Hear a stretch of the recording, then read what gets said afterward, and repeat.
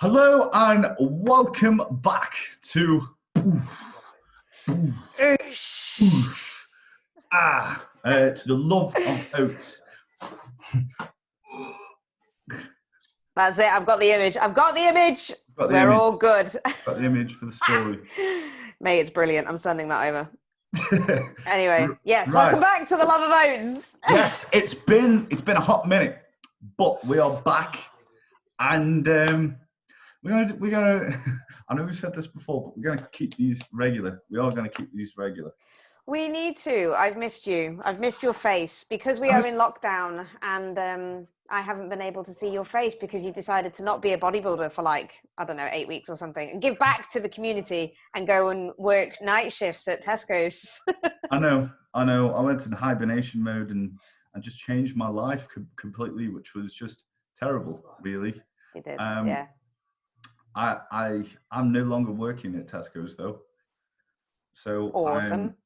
I'm getting back to the bodybuilding life, because it was just horrible. It was night shift. It was like I couldn't get sleep. I couldn't perform properly. I couldn't eat. My appetite went completely. I had no appetite whatsoever.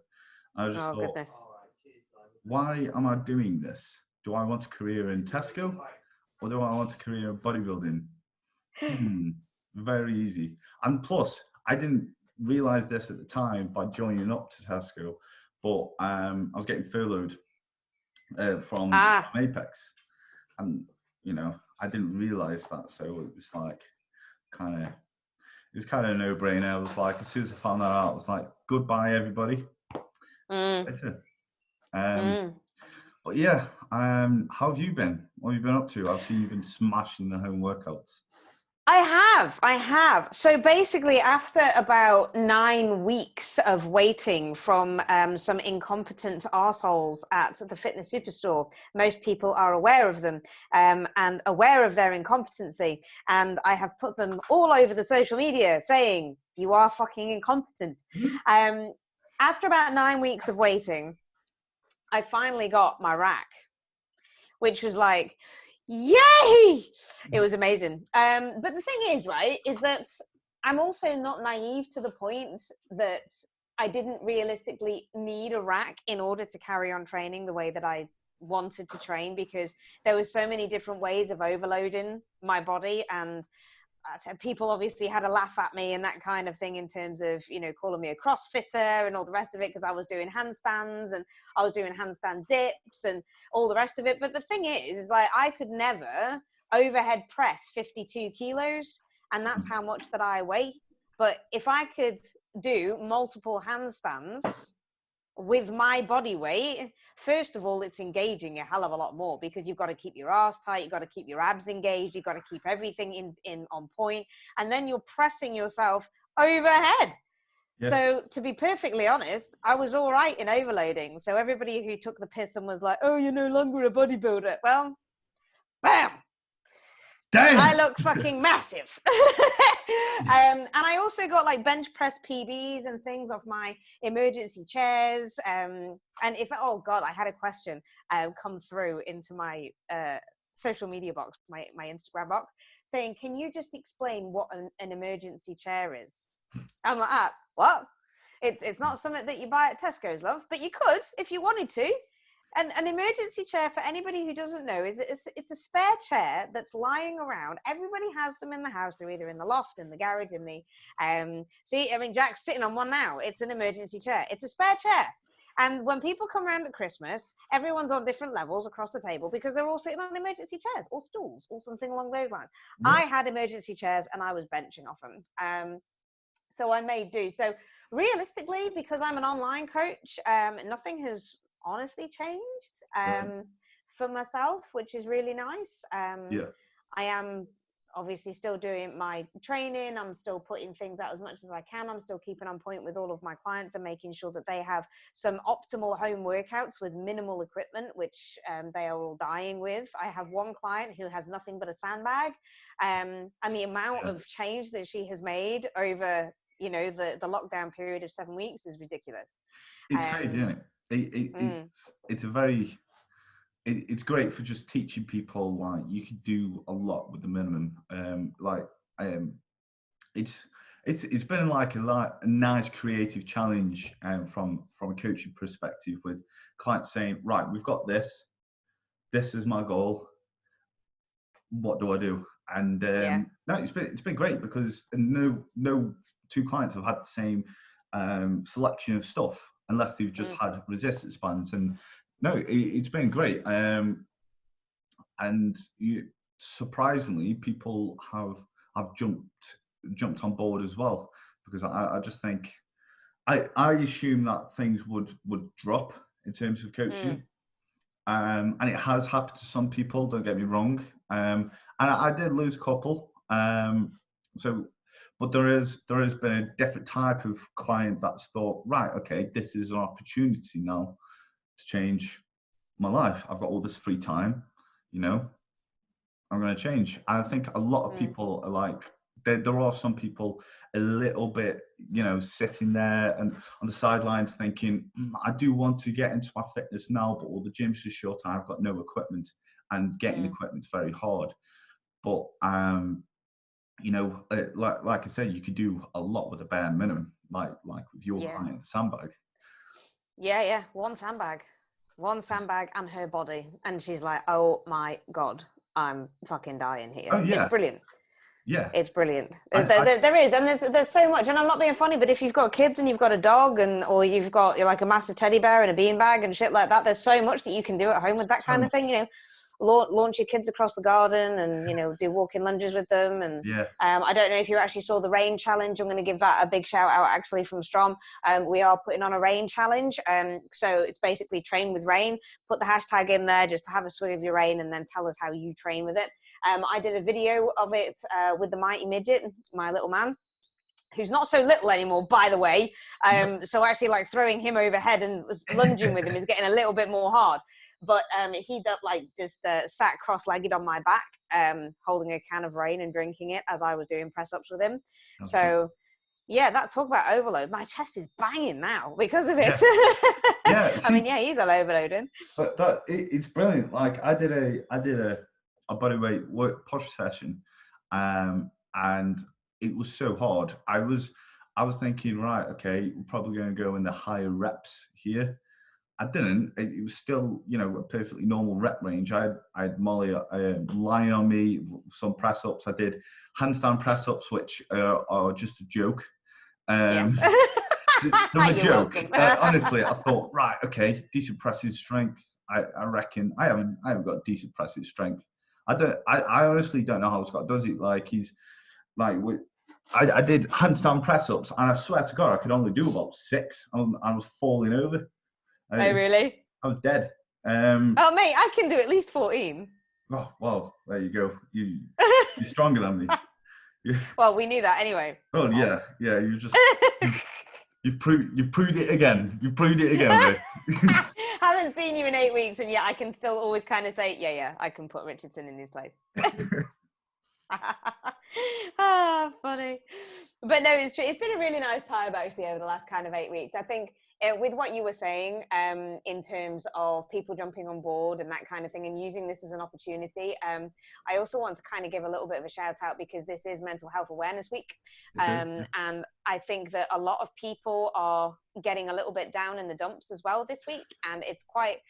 It's a big thing. Yeah, I mean, it's a big thing that we need to kind of like. This is what something I wanted to touch on for sure during this podcast, because it's happening because everyone's susceptible during this time. Yeah, for sure. It's very. Yeah, you are going to feel down. You're going to feel in dark places as well. And especially, I've noticed quite a lot of people who are having birthdays in lockdown, and they can't see their loved ones, or some people can't even see their kids if they're single parent families and they're sharing custody and that kind of thing. And you can get really, really down about it. I mean, Scott had his birthday in lockdown, so I mean, we just made the most and the best situation that we could out of it. And the thing is that we're very lucky because we've got each other. We did a video call with his parents first thing in the morning, and they bought a cake with candles on That's there. brilliant. And then, you know, he just kind of went off in the WhatsApp. So they blew out the candles. So, you know, we all did that. And it's about, and the thing is about mental health is that, yes, we are in lockdown and yes, we are in isolation, but we are not alone. Exactly, and that's what that's really something that I want to kind of hammer home for Mental Health Awareness Week. You might be isolated, but you're not alone. There's so many changes now in terms of technology that you can reach out and speak to people. I mean, look at us. We used to see each other every single day. And I have a sad every day when I don't have my jack fix in the gym. But that sounds really rude. But we can now see each other over a podcast. And it's like, okay, fine, now I'm happy again. And it just gives you a little bit of a happy. You know, I might Skype you whilst we're training. We'll just do the same session. We'll do that. Just so I can embarrass you. I'll spot you. Yeah. Yeah, like that. Go, Vic. One more. And then yeah, just, you know, you just obviously cannot pass out on me because I can't do the heroic movie thing. No, exactly. No. But yeah, Mo had her birthday in lockdown as well. It's the 21st, and like leading up to it, she was planning, like, you know, we had plans to go on holiday and things like that. Like, right, when I met her, she was on about the 21st, and I met her when she was 18, and she was like, yeah, I'm excited. And then, you know, the realization hit, she wasn't going to have it. I just said to her, right, okay, on the actual day, you know, we can do whatever you want, but we're going to celebrate your birthday properly when this is over. This isn't going to be a day where we just move on and we just forget about it because we can't do anything. So yeah, I tried to make it as birthday as possible. I got her a cake, which I dropped. Standard. It was supposed to be a unicorn, but it looked like a horse. Yeah, well, yeah, I suppose it looked like a horse that had been, you know, trampled on with a cow, a horse crossbred with a cow or something like that. Honestly, the face was like, happy birthday, Mom. She's like, yeah, that's great. Yeah, I'm happy with this. That's brilliant. Just a fake smile. But no, yeah, it's tricky because I've known plenty of people. I mean, like you said, people who can't be with the partners. I think it is a good idea to go, right, okay, we'll put this on hold. You know, obviously try to make the day as special as possible. You know, obviously acknowledge the day, but probably celebrate it at a different time, or, you know, just. I think when this is all over, there's going to be a lot of celebrations. Oh, hell yeah. A lot of celebrations. But in regards to mental health, I just think, you know, that there's a lot of people out there who they've had their daily distractions taken away from them. Yeah, for sure. There are a lot of people who are on their own, or, you know, just sat in the house. Probably aren't moving much, and they're alone with the thoughts, and all these things, all these variables can build up to just put yourself in a very vulnerable position to get a bit down. I think this is a great time to sort of work on yourself. For sure, just work on self-development. I think perspective is definitely key to helping people get through this. Because I think that's a very important word, actually, perspective. You have to look at things from a perspective light, and look at things in perspective. It's like when you're going on a gaining phase, right? And everybody wants to have the quote unquote the lean bulk, and unless you want to just kind of not do it, you're going to gain body fat at the same time. And it's looking at that perspective by saying, okay, well, I want to gain lean muscle mass. To gain lean muscle mass, you're going to have to gain some body fat as well. Don't get me wrong, you don't have to become a hippo in order to gain 2 pounds worth of muscle mass, but maybe a baby hippo. No, I'm joking. But you don't need to get over. Maybe you could just be a jack. be a Jack Richardson. But you don't need to be a massive fat tub of lard in order to gain muscle mass, but you do have to gain a little bit. So it's just about changing your perspective by saying there is no way, or accepting, not saying, accepting, there is no way that you are going to be able to gain lean tissue without the accumulation of some body fat. So the way that I like to explain that perspective is look at it from the angle of your body fat will increase, but you will not get fat. Yeah. So by changing that perspective, it gives you it gives you that really nice sense of, okay, I'm not going to get fat. And if I just have a little bit of additions to me, then I'm going to have the lean muscle mass when I trim down. Yeah. And you're going to be stronger and happier because of it. Yeah, exactly. I actually got asked yesterday, because I'm a bit fluffy at the moment, you know. I've just finished the off cycle and I'm up to 227 pounds. I thought you were going to say I've just finished a whole pack of Magnums, so now I've run out of Magnums. Well, you know, you found me out there. I know the these rappers things. are all below the camera. It was only to cool me down. Of course. But yeah, they asked me, how do you feel about yourself? And I was like, do you know what? It's not pretty, but it's essential to grow, to get to where I need to be. And for that, I don't mind. I'm happy with it. You know, I'm obviously conscious of you know, gaining too much body fat, but I'm not too conscious to the point where I'm like looking at myself and I'm starting to hate myself. You know, it's about, again, it's just perspective, and it's about right, I need to do this to improve.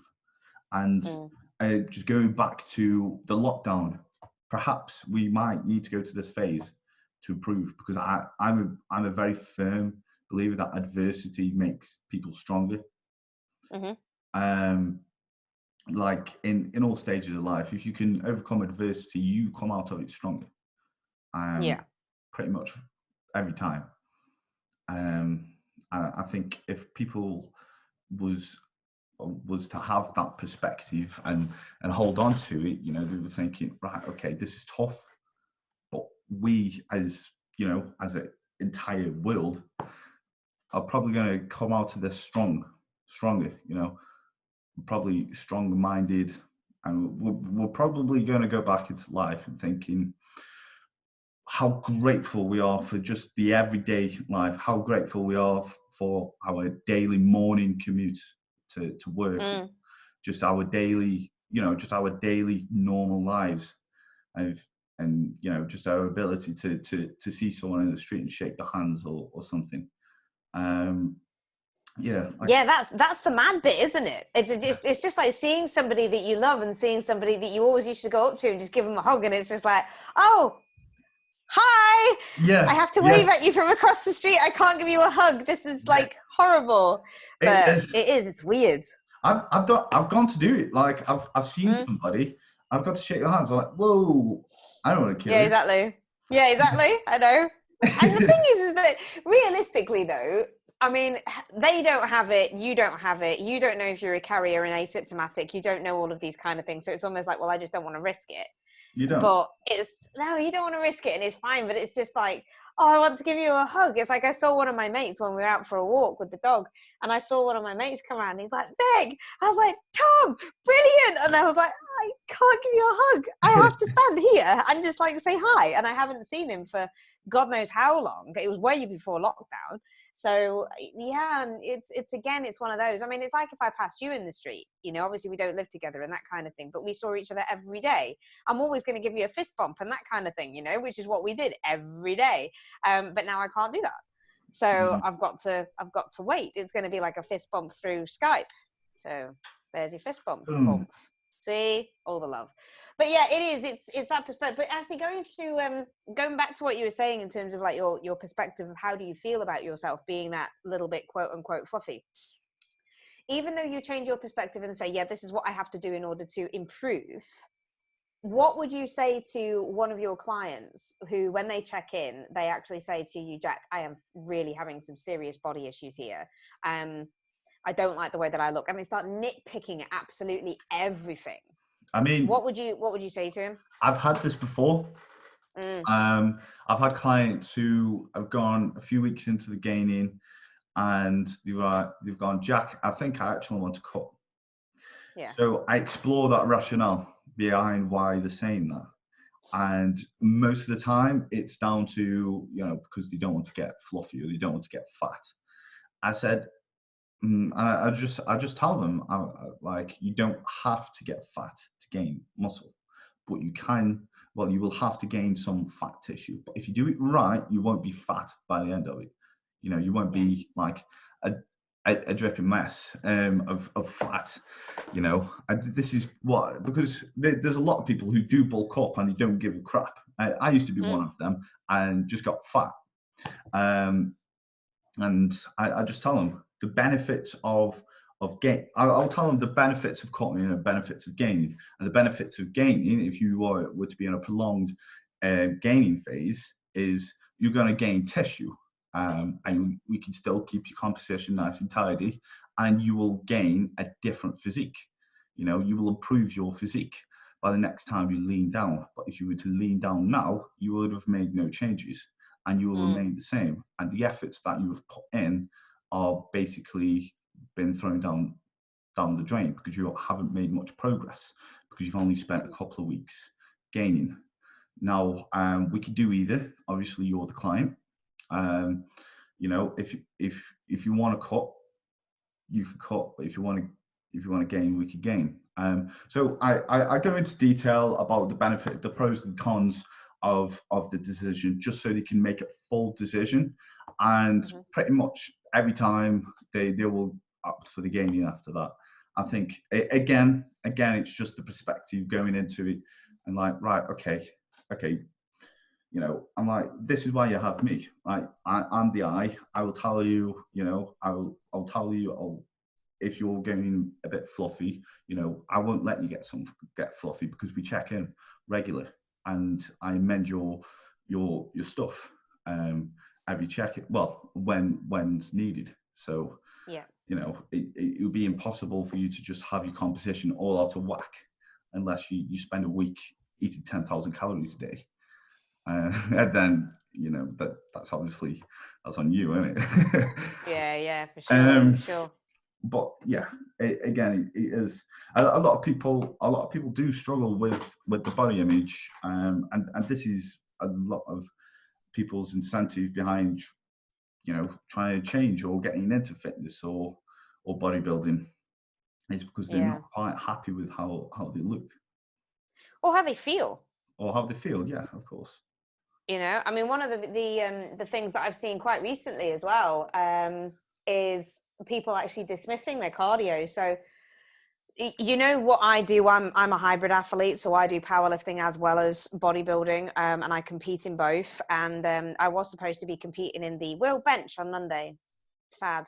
I was flying back today. Was that this Monday? Yeah. That was this Monday. Damn. This Monday just gone? Yeah, on the 18th. I did well. Yeah. I did well. I benched on a rack. There you go. All right. PB. Well, what else would you train if you were just about to compete in the world's bench? You're not going to squat, are you? Oh, so, yeah. Could have done. But no, I've completely lost my train of thought now. All right. You were going to bench this Monday. I was going to bench, and I was going to do really well, and I was going to be happy, and then I was going to fly back from the trek, and I was flying back today because I got the email from Ryanair saying, you might as well check in. I'm like, fuck you, I haven't even gone there. But yeah, I've actually, that was it. I think that's what I was going to say. No, it wasn't. No, it's gone. We might as well just change the subject, and I'll probably come back to that in like a Billy Connolly kind of moment, and just kind of go, that's it. That's what, I've got it. That's right. It. So yeah, I'm a hybrid athlete. So a hybrid athlete. Yeah. See, Jack, you weren't even paying attention. I was paying attention, but like, I just got too into the conversation, if anything. I know. That's it. So yeah, so I compete as a hybrid athlete. So I do powerlifting as well as bodybuilding. But because of the fact that I'm really conscious about my health as well, because I am a lot older than a lot of you young whippersnappers out there, I want to look after my heart health. Plus I've got kids, I've had kids, you know, my physiology is a little bit different, and I want to look after my heart. So I do conditioning training as well. So I do high intensity, I do medium intensity, I do sprints, I do rowing, I do all sorts of things in order to keep me fit. And that is the one thing that I actually see people do wrong in the off season, where they just basically kind of go, no cardio. I do no cardio. I park very, very close to the shops so I don't have to do more steps. Not that that should be counted as cardio, people. If you go out for a fucking walk, that is not cardio. That is you being alive. Yeah. Right? Yeah, a lot of people have the mindset of, you know, professional bodybuilders used to have this. You know, back in the day, of like, you know, when you're in your off season, you want to expend as little as possible. Because, you know, it's all about that surplus, you know. You can still eat in the surplus and look after your heart. Yeah, the amount of people. Chris Barakat said it. I love Chris. He's a really good mate. But he actually put a post up about it, and he said that over the course of 12 months, his resting heart rate went from 47 to 57. Now, 57 is still very bloody good because it's a low resting heart rate. And for a general population individual, it's extremely good. But to go up 10 beats per minute over a course of 12 months, literally just because he hasn't done any kind of aerobic capacity work at all, then quite honestly, that's a little bit negligent. And he was worried about this. So he actually went in, got his heart health tested, and then he decided that he was going to do some interval sprints. And he was going to do them just once a week, and just start off and obviously have a look at the physiological markers from there. When you carry more weight on your skeletal frame, whether it be body fat or whether it be lean tissue, your heart still needs to work fucking hard in order to pump all of the blood around your system. And if you are not working your heart out, you are going to have a little bit of a bad time doing it. By keeping yourself fit, healthy, and actually working your heart muscle out more so, you are putting yourself at less risk for infection and disease. And one of the biggest things that have come out recently about COVID-19 is that the best way to actually overcome the disease is by being fit, healthy, and exercise, and get out in the sun, which is hilarious because people were like, stay indoors. And it's like, do you know what? Get out in the back garden because that's where the sun is. I mean, you can go out, and a lot of people... You can go out now, yeah. You can go out as much as you like now. You can go out before for your hours exercise, and an hour in a day is enough time to exercise, to get exercise in outdoors. Yeah, absolutely. So, like, there's probably people just using it as an excuse, right, I've got to stay indoors, so, you know, I'll miss cardio because I'm staying indoors, protecting the NHS. Staying indoors. But you can do cardio inside. I'm not being funny. Try and do 7 minutes of burpees. That's what I got some of my clients to do when they didn't have any kind of cardio elements. I was like, right, this is your program that you're going to do. And then afterwards, you're going to do 7 minutes worth of conditioning. And that's going to be 7 minutes of burpees. How many burpees can you do in 7 minutes? Well, me personally, probably 5. You personally? Probably 5? Okay. The last time that I did 7 minutes of burpees, I got 112. That's impressive. I haven't done a burpee since for a long time. For a long time. You try it, video it, and then I'll do it with you because I haven't done it in fucking ages. But I will do 7 minutes of burpees with you. You do it. Who wants to see Jack do 7 minutes of burpees? We need a vote. I'm actually going to put it on Instagram right now because then people can actually put it in because I think it would be funny. And I can't get my Instagram to work. So people, if you're listening to this or podcasting it or whatever like that, I don't care. Right. I am live on a podcast with Mr. Richardson. Hello. And we are discussing Jack doing 7 minutes of burpees. Who would like to see Jack do 7 minutes of burpees? Who? There you go. It's going live. what I'm gonna do? I'm gonna do 2 burpees and just loop them. I can't actually tag you on this now. I can't tag you. Why? That's annoying. I don't know. On a poll, I can't do it. There might be a little thing where you can swipe up and include a mention. No, I don't. I don't have that kind of capability. Oh, I tell you what, I can do it from here. You're saying hello and like nobody can actually hear you doing it. There you go, Mr. Jack Richardson won. Oh, the pressure's piled on. There you go, it's done. It's done. It's on. It's live. I think people are going to be kind to me and go, no, he's in his off season. It's very hot weather. It's very hot weather. That's not an excuse. Okay, well, I'm going to say you need to do 7 minutes burpees. So you're going to do 7 minutes burpees, and then I will do it with you, and we will see how we get on. But in all fairness, I'm talking about obviously improving fitness levels and that kind of thing. My client who did it the first time she did it, she did 71 burpees. So about 10 burpees on average a minute, right? Over the course of 5 weeks, she went from 71 burpees. This is doing it once a week, right? Once a week of 7 minutes burpees. She went from 71 burpees to 108 in 5 weeks. That is how quick you can get your fitness level up. And the other thing that I've got people doing is sprints, just outdoor sprints. Yeah. 200 meters every 3 minutes. So put a timer on. You can get these like WOD timers that CrossFitters use. But you put a timer on every 3 minutes and it'll go 3, 2, 1, go. And then you just sprint 200 meters, come back, relax, rest, and all the rest of it. That's training your different energy systems. So you are going to feel really bloody good after it. I did sprints because I'm actually training for something at the minute. Shouldn't have said that. But I did my sprints and I had to do 200 meters every 2 minutes. Can I guess what it is? Go on. Yes. Is it a triathlon?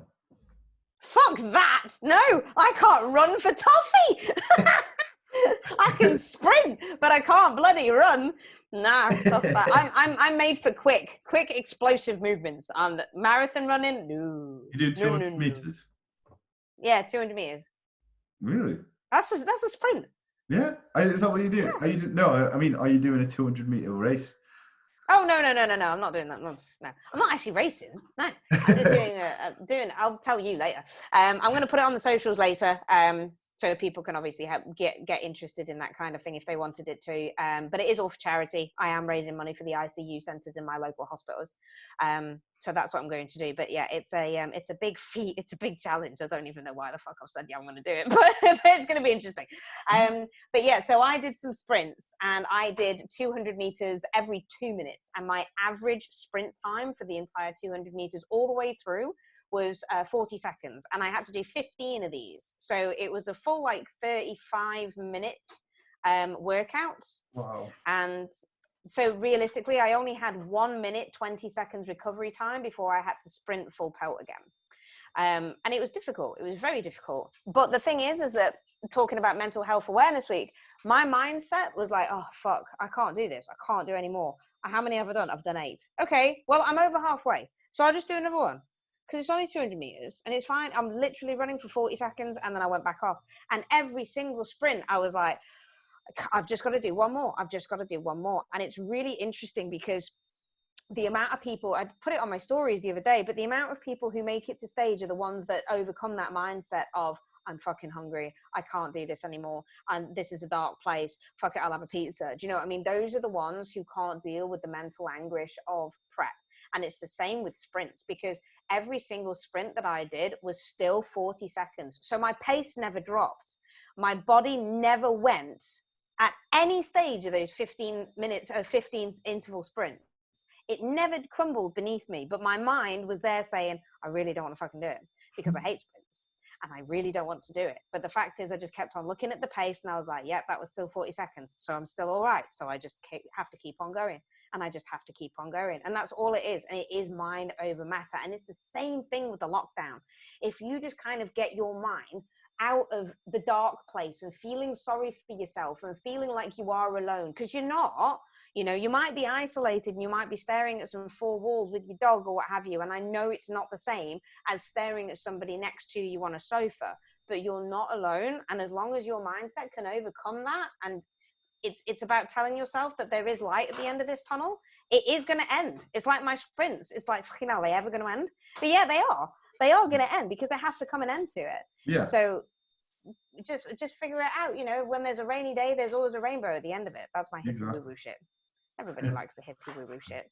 But yeah, sorry, that was like a big bloody tangent there. I was talking about heart health, and then all of a sudden I'm going on about fucking rainbows and, you know, pooping unicorns and shit.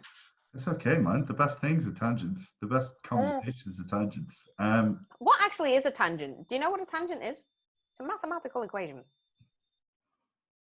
Did you know that's that? exactly what you've done. You've done a mathematical equation. Do you know why? Homeschooling. All the maths. Wow. Okay. Wow. Brain gains. God. Honestly, are you smarter than a 10-year-old?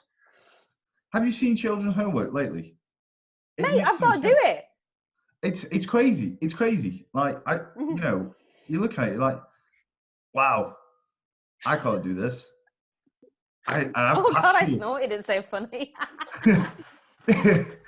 I've passed school. I've done this, and I can't do this. Like, you come out and you go, right, okay. If Sarah has 10 oranges and she walks to the supermarket 7 kilometers away, where did John meet her? It's funny. And you'd be like, what? Oh yeah, it is. Expect these kids to answer him. But then the kids know, because they're like, yeah, it's fine. It's the bus stop method. What the fuck is a bus stop method? I have no idea what about. I was just like, no, it's long division. No, we use bus stop. You don't use a bus stop. It's long division.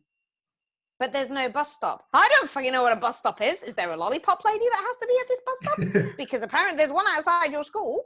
So yeah, I mean, it's funny because Scott has taken over. Scott got furloughed. So he's taken over like the kids' education aspect. And now Scott is extremely intelligent. He's a PhD. He's a freaking doctor. Do you know what I mean?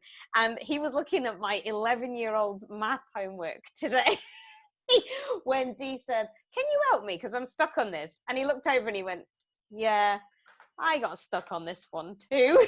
And I'm like, dude, you are like 41 years old, a doctor, and you don't know how to do that kind of arithmetic.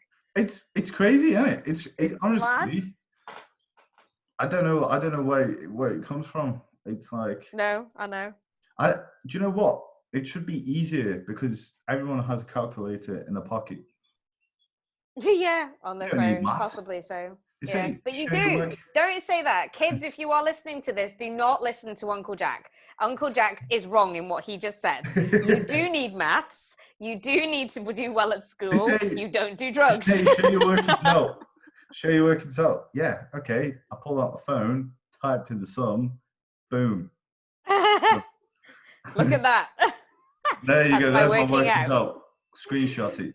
Oh dear. But no, that's not the right way to think about it. It's not the right way. But one of the things that I hate about it is like languages, right? I'm bilingual because my mom's French and we lived in France for like 18 months or whatever. So I'm fluent in French and both my kids take French.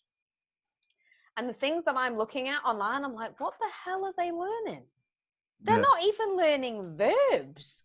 It's like Scott came into me today when I was training and he says, what does cond mean in French? I'm like, pardon?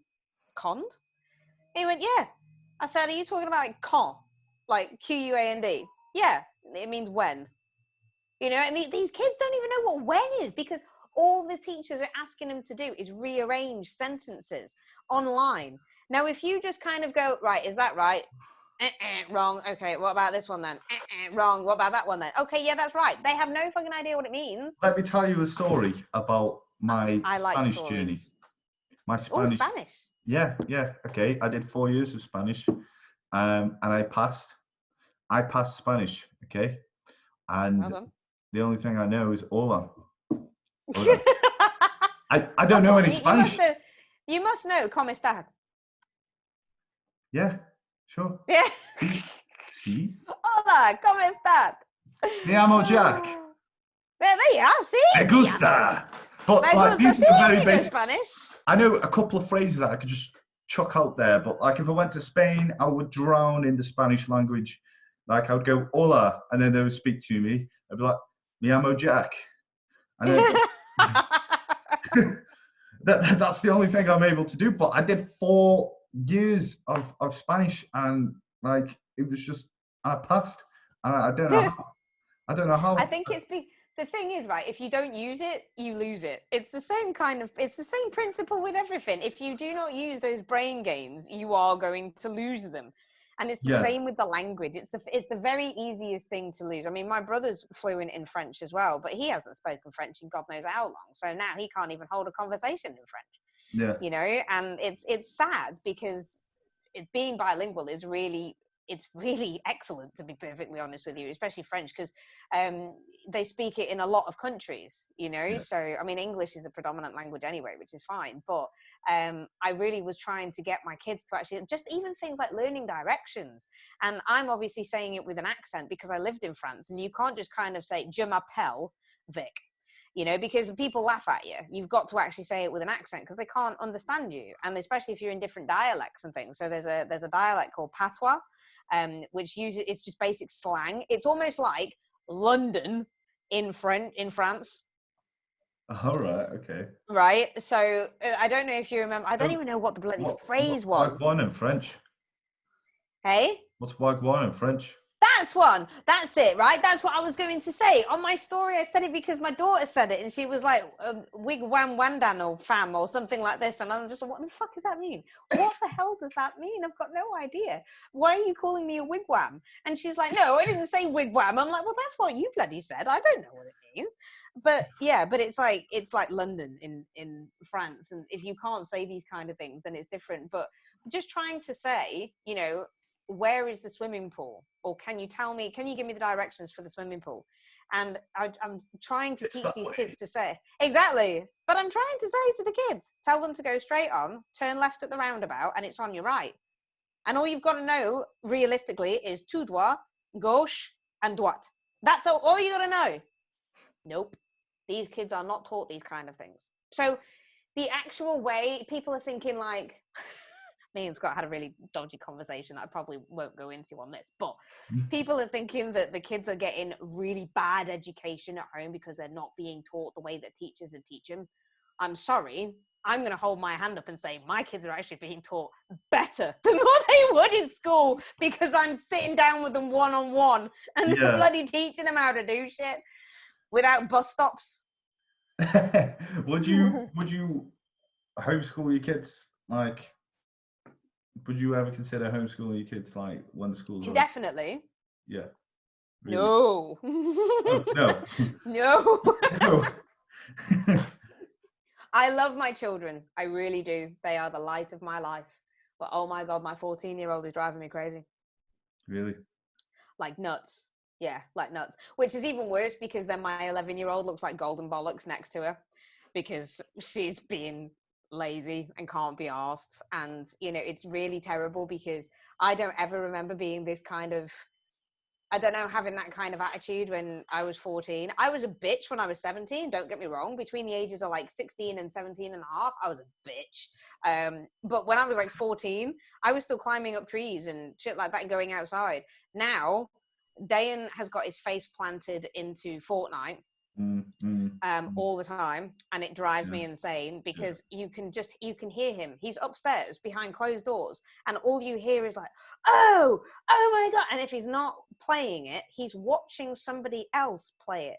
Yeah. What is that? I didn't have that when I was a kid, so that's past my childhood. But like, I do agree with you. People are watching other people play games. And that's a massive thing. Streaming. Jack Stanier started streaming during the lockdown. Has he? His stream name is Jackedman. He's flattering himself, isn't he? I love you, Stanier. I do love you. He's got the biggest streamer as the biggest streamer. The biggest streamer. So so funny. Yeah. So it is quite popular. You can actually earn a bit of money from it, but like I remember. The thing is, right? I'm going to sound really old. I have no idea what that means. I just think that's streaming. I wouldn't know how the fuck to stream. Yeah, I wouldn't know how the fuck to stream. I just know that I can watch something on Netflix, and that's called streaming. I'm like, oh, okay, that's nice. I mean, so what streaming is, it's basically watching someone else play a game, and when you're streaming, you're playing the game for other people to see. Jack actually did a big 24-hour stream for charity. And I saw that a couple of times to just play with him and just make it easier, because he was playing the same thing 24 hours, which is insane. Like, I couldn't do that. It's like I couldn't. But you see, that to me is not insane. I'm sorry, Jack. I know that you did it for charity, and I think it's absolutely commendable what you were doing. But that to me is not insane and crazy and hard. Like an athlete the other day, Fergus Crawley. I don't know if you follow him or know about him or anything. He's a hybrid athlete. He's fucking incredible. He did a complete 39-hour cycle on a standard bike, 39 hours straight for every hour or every day that we had been in lockdown. And he did that straight, keeping his heart rate at 122 the entire time. And he just went on Instagram Live and was, every kind of hour, and had people talk to him and that kind of thing. Now, you say playing a game for 24 hours, playing a game for 24 hours. He can pause it. He can get up. He can go for a pee. He can eat. He can have little breaks and stuff like that. There's like, okay, that's hard. And then, okay, that's really, really hard. Like, okay, gun to my head, I could do the game thing. The cycling, gun to my head, I'm gonna have a bit of trouble with the cycling thing, for sure. But yeah, it's tricky. But I remember being 14, and all I was doing is playing on the Xbox. Like that's where I can relate. I think I missed that cut-off point where people went outside and played as a kid. And oh my god, I'm so old. To be fair, I regret not doing that, because I by the time I was 16, I was still a hermit, and it was only till I went out to the gym and I started training, I actually developed a personality. I was actually saying that as a joke, but yeah, an actual personality. Bless you, that's so funny. So you were realistically one of the pale kids that played Dungeons and Dragons in their mom's basement. I'm still on an Xbox. Look at the paleness. But like, if I played outside, I probably would have got a base layer of actual tan. But this of pigmentation. But right now I'm scarred with no pigment because I just neglected vitamin D. Still an albino. Yeah. I neglected the D, and this is me.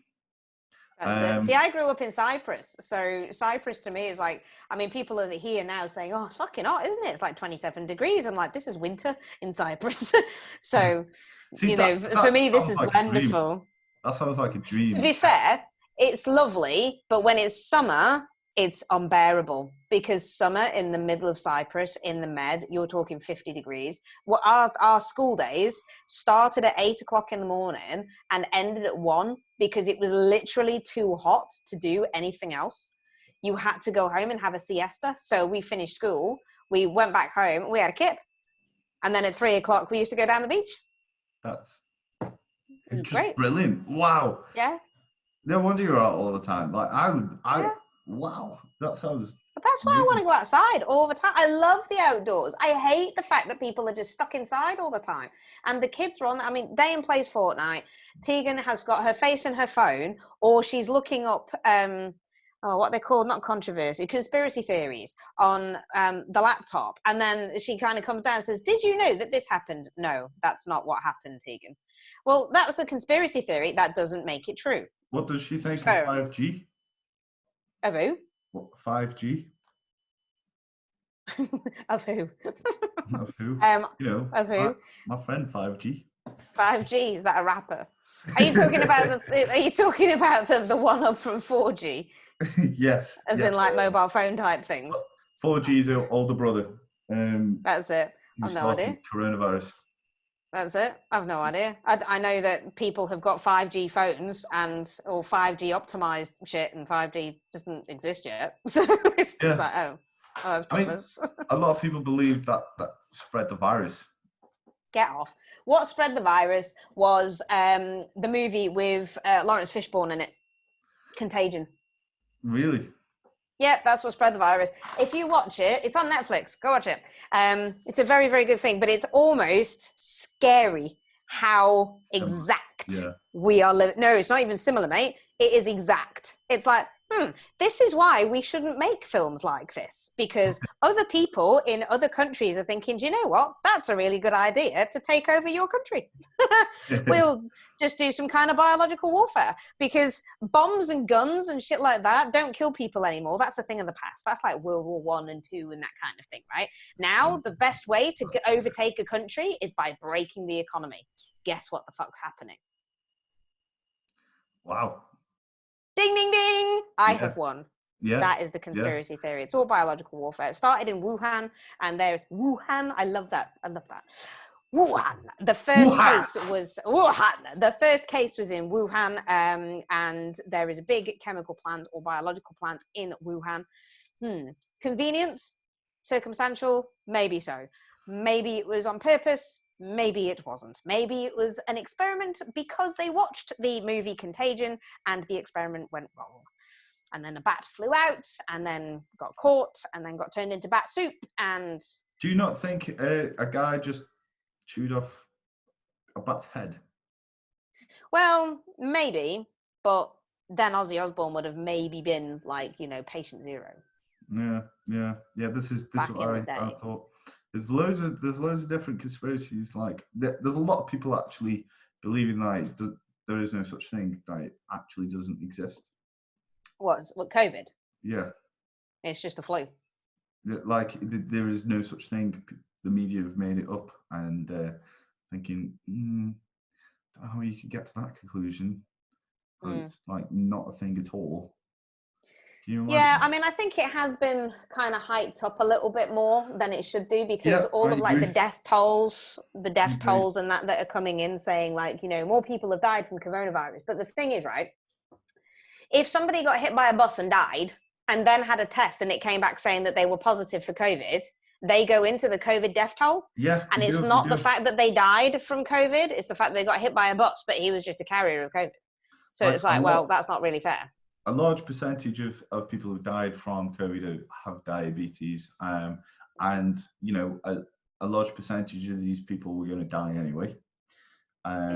Like as you said, if they get hit by a bus or they have pre-existing medical conditions, they would have died anyway. And this is like they're just including that into the COVID-19 sort of deaths. And, I mean, they might have died anyway, but possibly not at that time. So the COVID, increased their chances or increase the likelihood of them dying earlier from said disease. So if it wasn't the diabetes that killed them, or it's more likely lung and upper respiratory diseases that were the ones that were really underlying, or heart conditions that were getting rife by them. But the thing is that if you've got an underlying health condition anyway, the likelihood of you catching flu and dying from that is exacerbated. So again, it swings and roundabouts.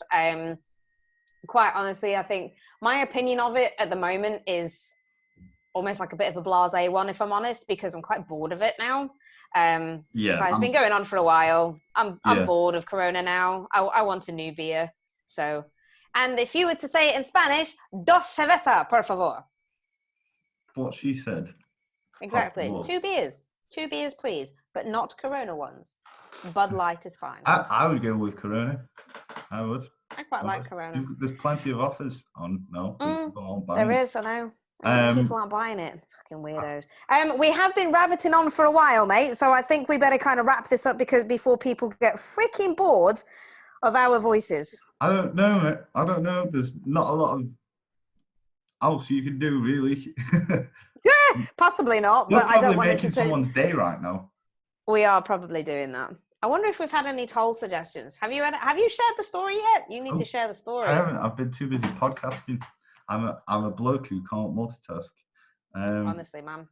I've just started cardio, by the way. Have you? I've started back since the lockdown. I haven't been doing a cardio because I thought, wow, I couldn't. I was throwing excuses at it, and I thought, right, okay, I need to do cardio. This is lasting longer than I thought it was going to be. I can't just go throughout the whole lockdown and not do cardio because I will probably die. Probably die. You won't. Wow, that's a lot of people wanting me to do 7 minutes of burpees. I know, right? You need to do the 7 minutes of the burpees. Jack's gonna do it.